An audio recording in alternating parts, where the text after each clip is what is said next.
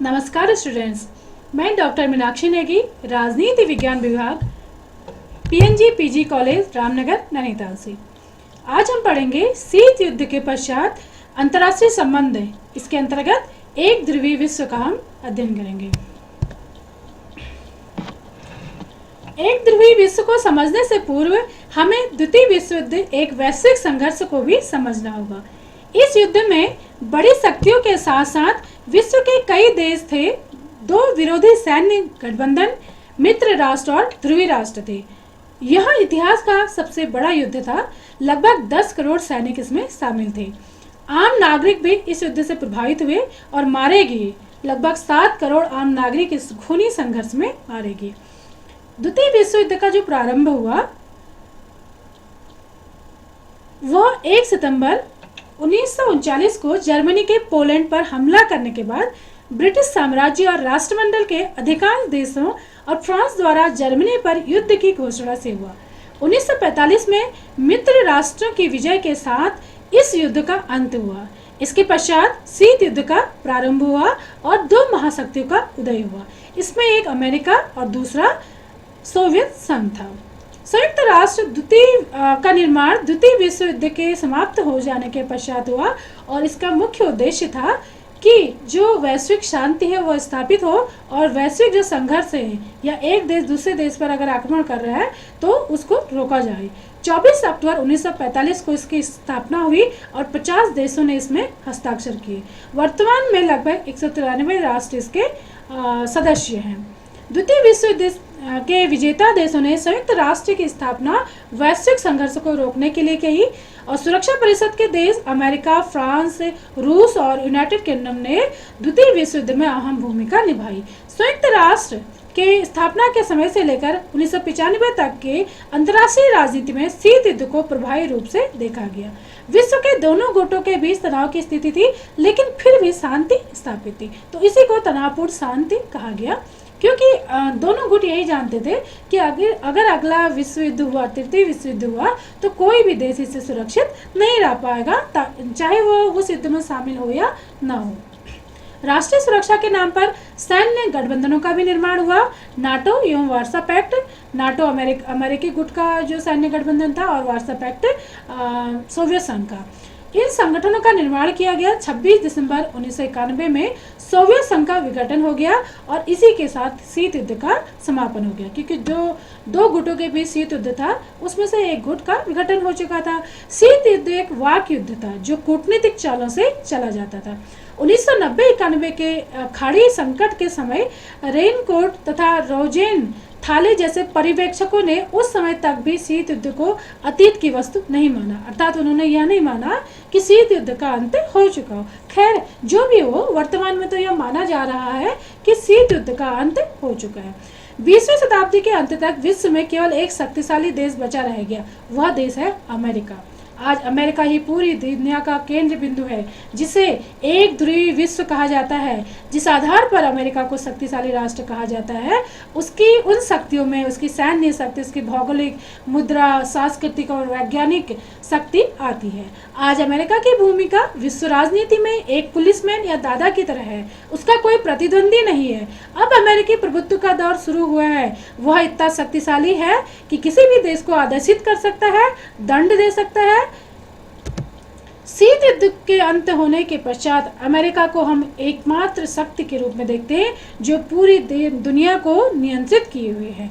विश्व के एकमात्र निर्णयकर्ता और पुलिसमैन की भूमिका अमेरिका के द्वारा निभाई जा रही है। अमेरिका के पास प्रचुर मात्रा में परमाणु शक्ति है। इसके साथ साथ आर्थिक सुदृढ़ता है। अमेरिका मुद्रा जो अमेरिकी मुद्रा है वो विश्व की सबसे मजबूत मुद्राओं में से एक है। 1990 से 2000 तक एक ध्रुवीय विश्व व्यवस्था के कारण एक नई विश्व व्यवस्था का उदय हुआ। संयुक्त राष्ट्र संघ पर भी पूर्ण रूप से अमेरिका का नियंत्रण देखने को मिलता है, क्योंकि यह सबसे शक्तिशाली देश है। दूसरे देशों के व्यवहार एवं निर्णय को प्रभावित करने का प्रयास अमेरिका के द्वारा सदा किया गया है। इसको आलोचकों ने कहा कि अमेरिका की दादागिरी है। जब इराक 1990 में कुवैत पर हमला करता है, तब पहली बार संयुक्त राष्ट्र ने कुवैत को मुक्त कराने का फैसला किया और इसे ऑपरेशन डेजर्ट स्टॉर्म का नाम दिया। यह प्रथम खाड़ी युद्ध भी कहलाता है, जो कि एक तरीके से अमेरिका द्वारा प्रायोजित सैन्य अभियान ही था, क्योंकि 34 देशों की सेना ने इसमें प्रतिभाग किया, लेकिन जो 75% जो सैनिक थे वो अमेरिका के ही थे। अमेरिकी राष्ट्रपति जॉर्ज बुश ने इसे एक नई विश्व व्यवस्था की संज्ञा दी। 1999 में युगोस्लाविया पर सैन्य कार्रवाई की गई, जबकि वहां अल्बानियाई लोगों ने आंदोलन किया था। इसको दबाने के लिए नाटो सेनाओं ने कोसोवो पर अपना कब्जा कर लिया।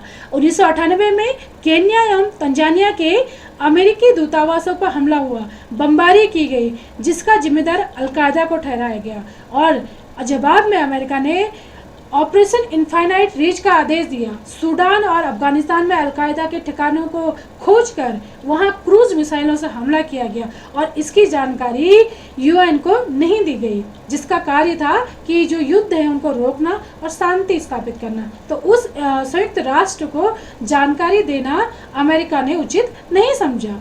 11 सितंबर 2001 को अमेरिका की वर्ल्ड ट्रेड सेंटर और पेंटागन में आतंकवादी हमला हुआ और इस घटना के विरुद्ध ऑपरेशन इनफाइनाइट फ्रीडम चलाया गया। सभी देशों को विश्व से आतंकवाद मिटाने के लिए योगदान देने को कहा गया। 19 मार्च 2003 इराक पर आक्रमण और इस समय भी यूएन की अनुमति नहीं ली गई। एक ऐसी महत्वपूर्ण संस्था जो वैश्विक स्तर पर विश्व शांति और युद्ध रोकने के लिए प्रयासरत है, उसको इसकी अनुमति नहीं दी गई। सभी स्थायी सदस्यों ने इसकी आलोचना की।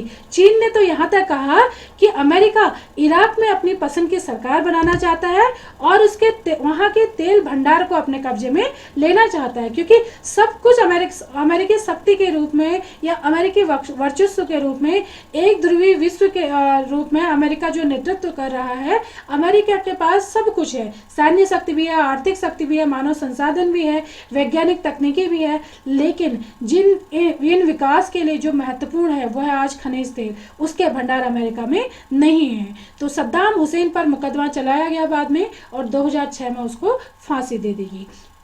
अमेरिकी एक ध्रुवीयता को सैन्य प्रभुत्व, आर्थिक शक्ति, राजनीतिक रुतबे और सांस्कृतिक बढ़त के रूप में हम देख सकते हैं। सैन्य प्रौद्योगिकी के क्षेत्र में अमेरिका सबसे आगे है।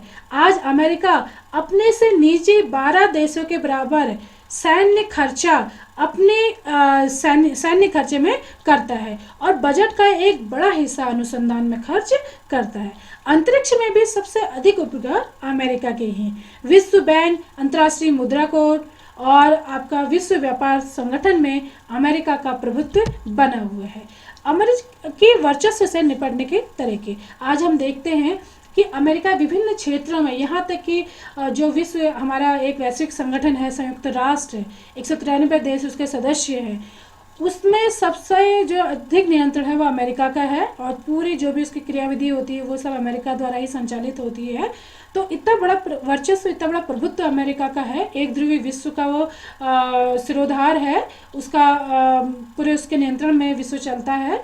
तो उसके वर्चस्व से निपटने के लिए सबसे पहले जो तरीका है बैंड बैगन स्थिति, इसमें अवसरों का लाभ उठाना। इसमें जो उसके देश हैं उससे सारे देश अमेरिका से नीचे ही हैं, अभी बहुत कम देश हैं जो उससे टक्कर लेने की सोच रही हैं।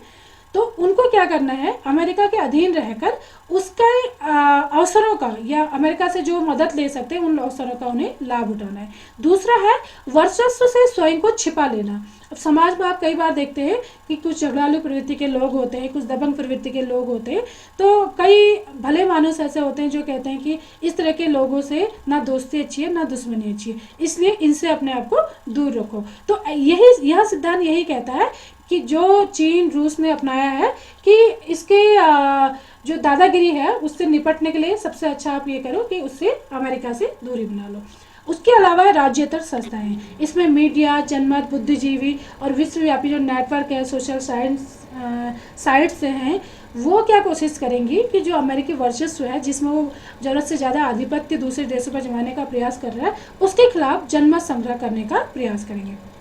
इसके आगे आता है भारत, चीन और रूस अमेरिकी वर्चस्व को चुनौती देने का प्रयास वर्तमान में कर रहे हैं, क्योंकि ये आर्थिक क्षेत्र में, राजनीतिक क्षेत्र में, वैज्ञानिक तकनीकी के क्षेत्र में काफ़ी आगे बढ़ चुके हैं और कहीं न कहीं ये अमेरिकी वर्चस्व को टक्कर देने का प्रयास कर सकते हैं। इसके अलावा जो रूस के राष्ट्रपति हैं पुतिन, उनको भी एक शक्तिशाली व्यक्तित्व के रूप में देखा जाता है, जो अमेरिकी प्रभुत्व को उससे टक्कर लेने का प्रयास कर सकते हैं। विश्व अर्थव्यवस्था में लगभग 28% हिस्सेदारी अमेरिका की है। जो पूरी इकोनॉमिक सिस्टम है वर्ल्ड का, उसमें 28% जो हिस्सेदारी है वो अमेरिका की है। अमेरिका समाज उन्मुक्त प्रकृति का है और जनसंचार जो है वो जनमत को मोड़ने का कार्य भी करता है। भारत, चीन और रूस ऐसे देश हैं जो अमेरिकी एक ध्रुवीयता को चुनौती दे सकते हैं, उसके लिए प्रयास कर सकते हैं और एक नए महाशक्ति के रूप में उभरिए सकते हैं। इसी के साथ आज का लेक्चर समाप्त होता है। धन्यवाद।